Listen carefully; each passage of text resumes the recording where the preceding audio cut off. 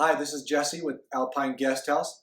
And during your stay, if you decide to have a fire, we want you to have a safe and successful fire.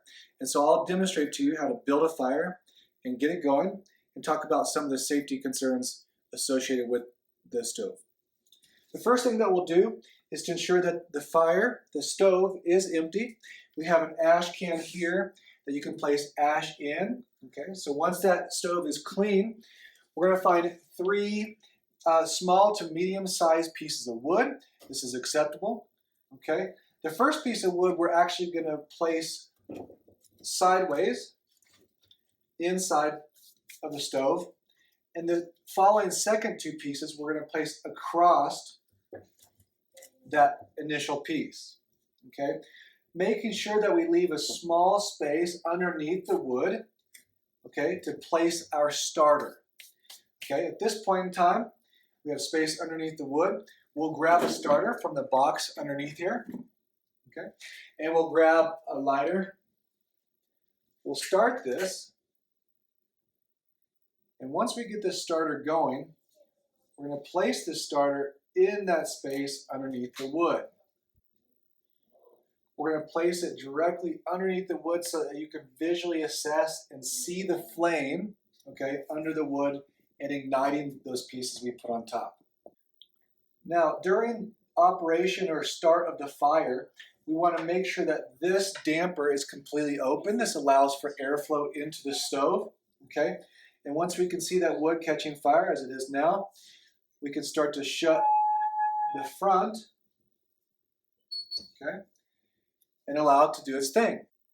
Here we have a temperature gauge on the flue. Okay, and it's important that this temperature gauge not go above 450 degrees. It's very essential. There could be extreme safety concerns associated with this flue becoming too hot.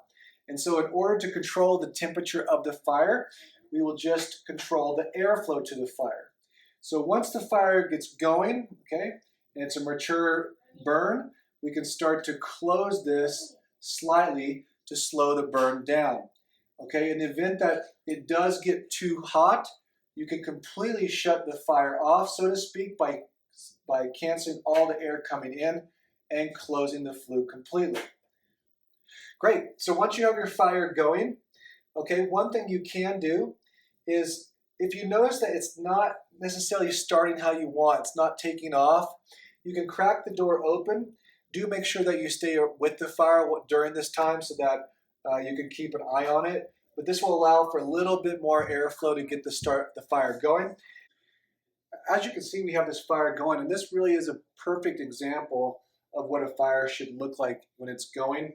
You'll note that the logs are fully burning. There are good coals below, and this fire is just right.